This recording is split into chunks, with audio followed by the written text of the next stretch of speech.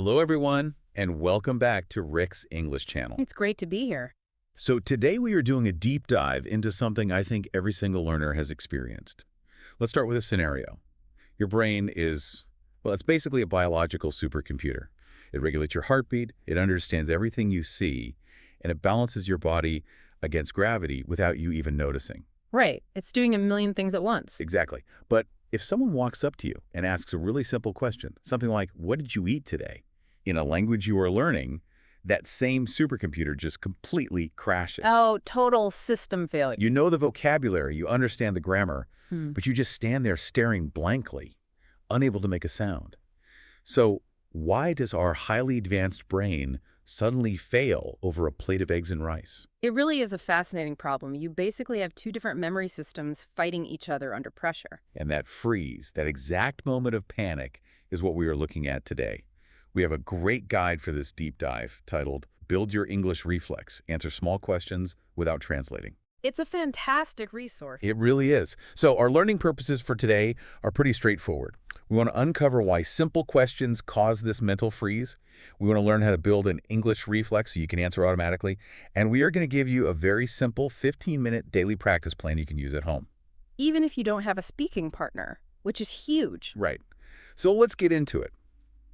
To solve the problem of freezing up, we first have to understand what the brain is actually doing when it panics.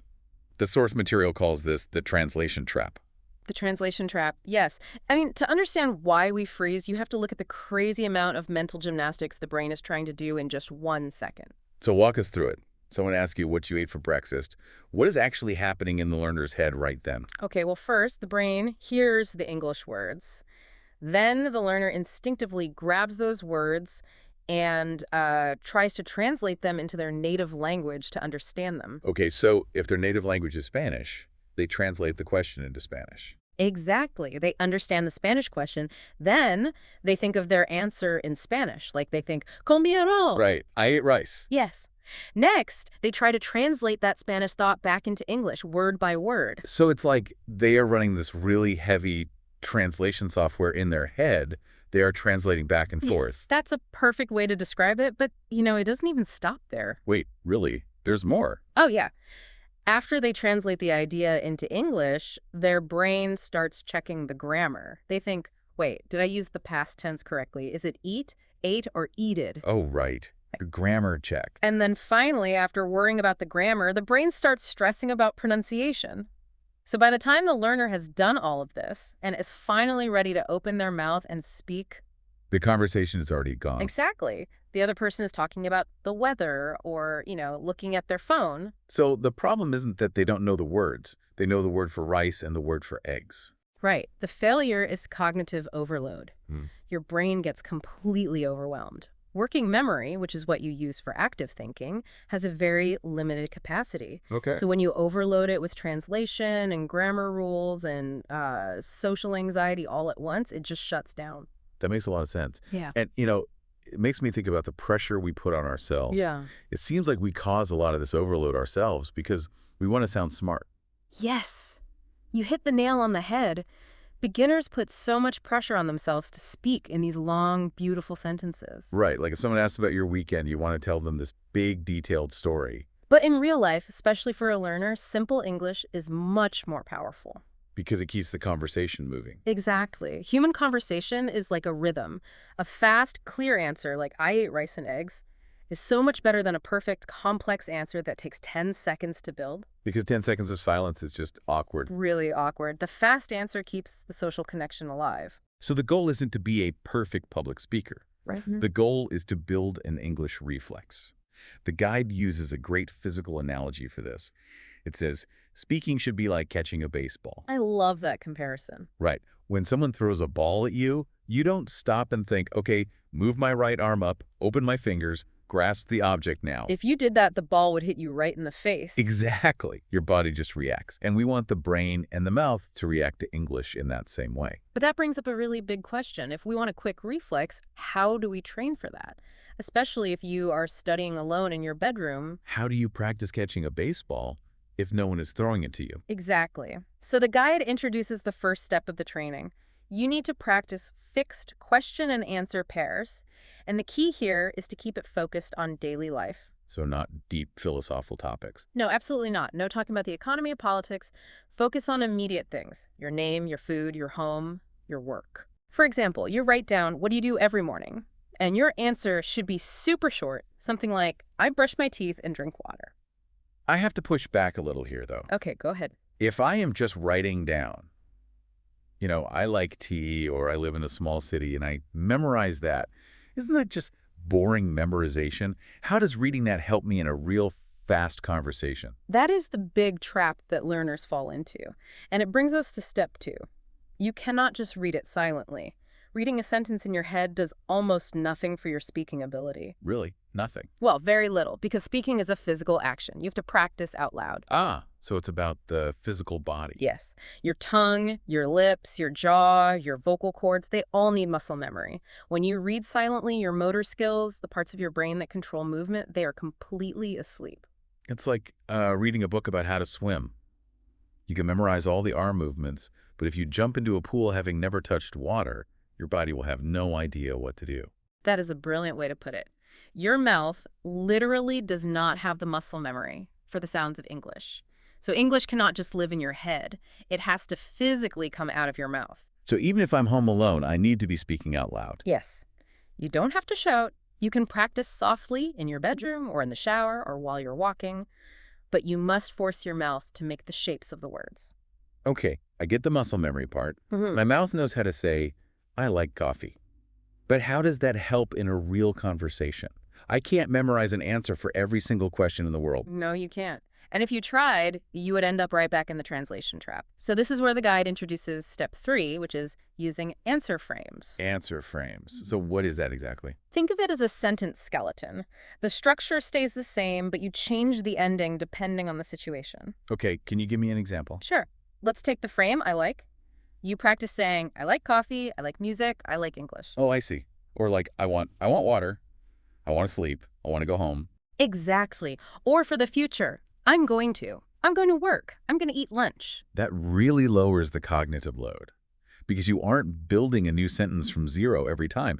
Your brain already knows the first part. Right, the heavy lifting is already done. Your brain just has to find 1 or 2 words for the end. It makes speaking so much faster and a lot less scary. But there's still that speed problem, right? Yeah. Like someone asks you a question and you feel this panic that you have to answer them immediately in 1 second. Oh, the pressure of silence. Silence makes learners panic. They think, oh no, I'm failing.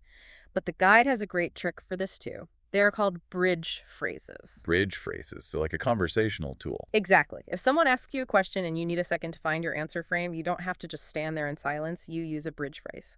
Like what's a bridge phrase? You just say, let me think. Or, good question. Or, I'm not sure. Wow, that is so simple, but it sounds really natural. It does. If someone asks me, what kind of movies do you like? And I say, good question. Let me think. I like action movies. I don't sound like a struggling learner. I sound like a normal person thinking about their answer. Exactly. And the psychological benefit is huge. Silence creates anxiety. But when you say, let me think, you stay in the conversation, you give your brain a second to catch up, and you are in control of the speed. You're managing the rhythm. Okay, so we have the theory. We know about out loud practice, answer frames, and bridge phrases. Let's put it all together into the daily routine. The guide gives a very specific 15-minute protocol. And 15 minutes is so manageable, anyone can find 15 minutes a day. Right. So let's break it down. The first step is 3 minutes. You just choose 5 simple questions. Things like, how are you? What did you eat? Where are you going? Keep them super simple. Daily life stuff. Then, for the next 5 minutes, you write down one short, simple answer for each question. Like, I am fine. I ate rice. I am going home. And remember, no long paragraphs here. Keep it short so it's easy to remember. Okay. Then the next 5 minutes, this is the physical part. You say each question and answer out loud 3 times. This is where you build the physical reflex. You're training your mouth and your vocal cords. Question, answer, all out loud. And then we get to the last 2 minutes.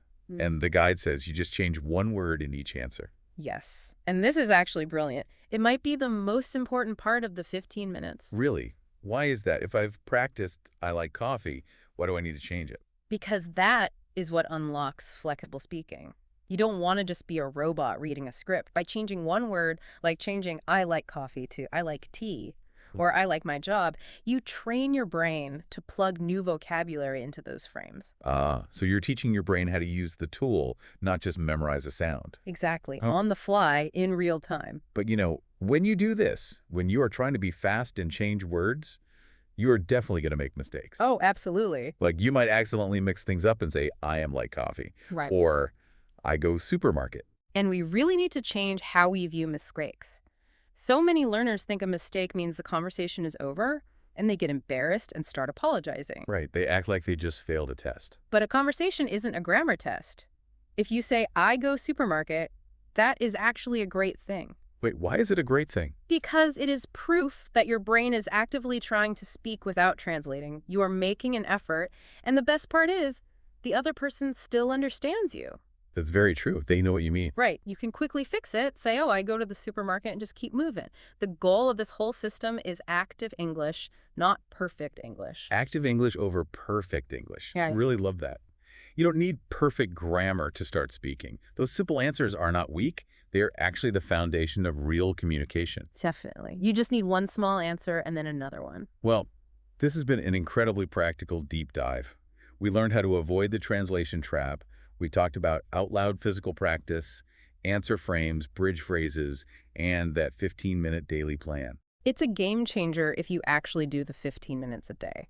Absolutely. And before we wrap up today, I wanted to leave you, the listener, with a thought to chew on. We just spent this time talking about hacking language learning by giving up the need to be perfect and instead relying on simple, imperfect physical repetitions. So think about the rest of your life.